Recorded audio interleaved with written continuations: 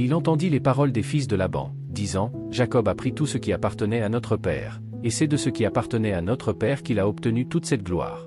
Et Jacob regarda le visage de Laban, et voici, ce n'était plus envers lui comme auparavant. Et l'Éternel dit à Jacob, retourne au pays de tes pères et dans ta parenté, et je serai avec toi. Et Jacob envoya appeler Rachel et Léa au champ vers son troupeau. Et il leur dit, je vois le visage de votre père, qu'il n'est plus envers moi comme avant, mais le Dieu de mon père a été avec moi. Et vous savez que de toutes mes forces j'ai servi votre père. Et ton père m'a trompé et a changé 10 fois mon salaire, mais Dieu lui a permis de ne pas me faire de mal. S'il disait ainsi, les mouchetés seront ton salaire, alors tout le bétail était acheté, et s'il disait ainsi, les anneaux rayés seront ton salaire, puis n'eut tous les bovins rayés. Ainsi Dieu a pris le bétail de ton père et me l'a donné. Et il arriva, au moment où le bétail conçut, que je levai les yeux et vis dans un rêve, et voici, les béliers qui sautaient sur le bétail étaient rayés, tachetés et grisés.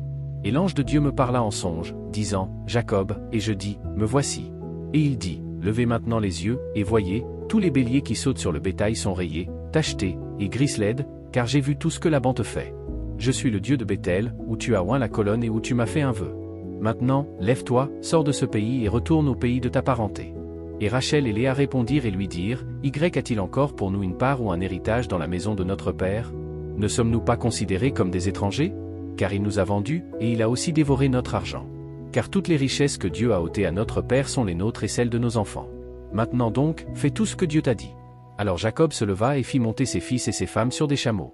Et il emporta tout son bétail et tous ses biens qu'il avait acquis, le bétail qu'il avait acquis à Padan-Aram, pour aller vers Isaac, son père, au pays de Canaan. Et Laban alla tondre ses brebis, et Rachel avait volé les images qui appartenaient à son père. Et Jacob s'enfuit sans le savoir chez Laban le Syrien, en ce sens qu'il ne lui dit pas qu'il s'enfuyait. Alors il s'enfuit avec tout ce qu'il avait, et il se leva, passa le fleuve et se tourna vers la montagne de Galad. Le 3e jour, on annonça à Laban que Jacob s'était enfui.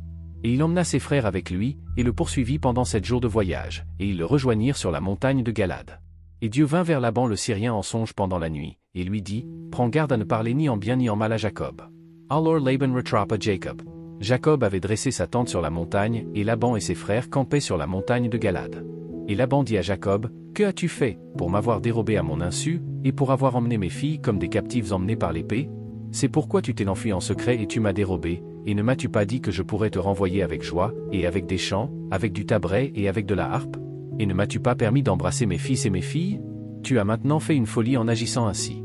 Il est au pouvoir de ma main de vous faire du mal, mais le Dieu de votre père m'a parlé hier soir, disant, prends garde à ne parler ni en bien ni en mal à Jacob. Et maintenant, bien que tu veuilles partir, parce que tu désires ardemment la maison de ton père, pourquoi as-tu volé mes dieux? Et Jacob répondit et dit à Laban, parce que j'avais peur, car j'ai dit, peut-être m'enlèverais-tu de force tes filles. Celui que tu trouves avec tes dieux, qu'il ne vive pas, devant nos frères, discerne ce qui est à toi avec moi et te le apporte. Car Jacob ne savait pas que Rachel les avait volés.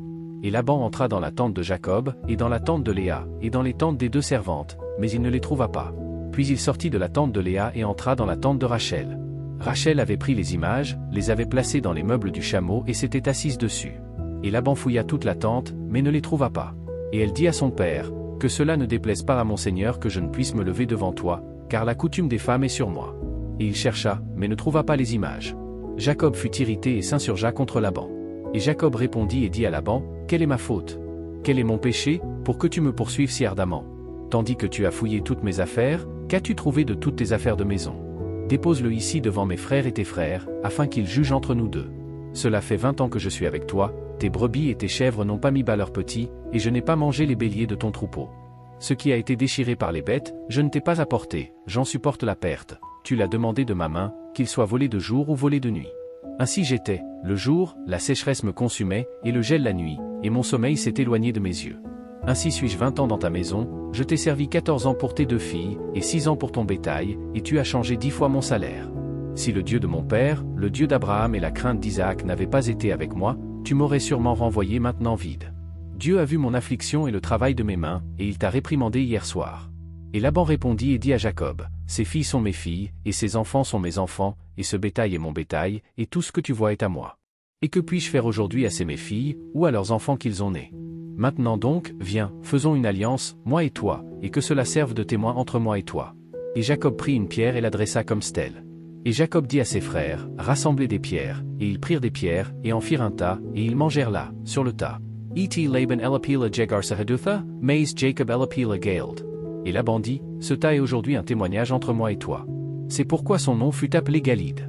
Et Mitzpah, car il dit, le Seigneur veille entre moi et toi, lorsque nous sommes absents l'un de l'autre. Si tu affliges mes filles, ou si tu prends d'autres femmes que mes filles, aucun homme n'est avec nous, vois, Dieu est témoin entre moi et toi. Et Laban dit à Jacob, regarde ce monceau, et vois cette statue que j'ai placée entre moi et toi. Ce tas soit témoin, et cette colonne soit témoin que je ne passerai pas par-dessus ce tas pour toi, et que tu ne passeras pas par-dessus ce tas et cette colonne pour me faire du mal. Le Dieu d'Abraham et le Dieu de Nahor, le Dieu de leur père, juge entre nous. Et Jacob jura par la peur de son père Isaac. Alors Jacob offrit un sacrifice sur la montagne et appela ses frères à manger du pain. Ils mangèrent du pain et passèrent toute la nuit sur la montagne. Et de bon matin Laban se leva, embrassa ses fils et ses filles et les bénit. Laban partit et retourna à sa place.